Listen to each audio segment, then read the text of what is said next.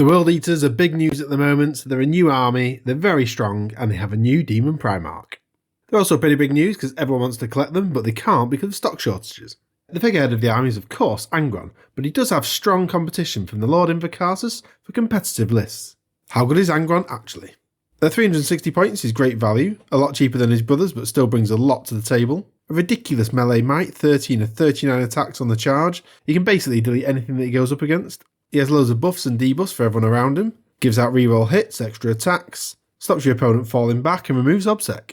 That ability to stop the opponent falling back is key as it's an aura, so if his units follow him on the charge then they stay alive longer by avoiding getting shot. Also removing obsec is a big debuff allowing you to take objectives. He's fast moving 16 inch but isn't easy to get into a first turn charge technically. There are some great strats to help though, a +1 charge, switch off Overwatch and ignore modifiers to charging. But even with these 1 CP strats, there'll still be a turn where you're getting shot at, and as his target priority number 1, his resilience is going to be really tested. A 2+ save, 4+ invuln is going to do him only so much, but once he's in melee, the game is likely over for the opponent. A key feature of the power of the World Eaters and Angron is the Blood Tithe points. They are gained per phase and can be spent at the end of the phase for any buffs. If you get enough, then Angron and his army can get a Feel No Pain for 4 Blood Tithe points. They can advance and charge for 6, or +1 to charge for another 3. If you bring enough shooting, kill a few units, perhaps a monster and a vehicle as well, then use the strat to get 2 extra Blood Tithe points, it could be enough to spend 6 to get that advance and charge turn 1. But it does feel unlikely as they're not a shooting army.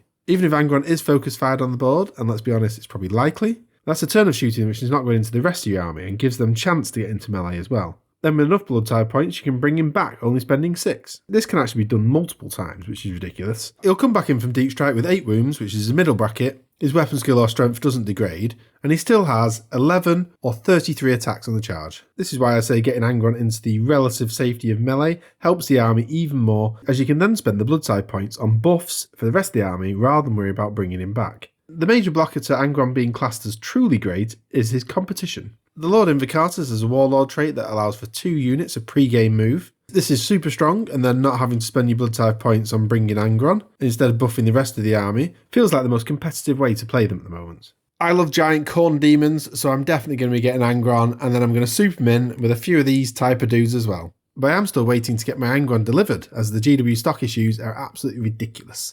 But I can't wait to play him, and I'll see you again soon. Bye.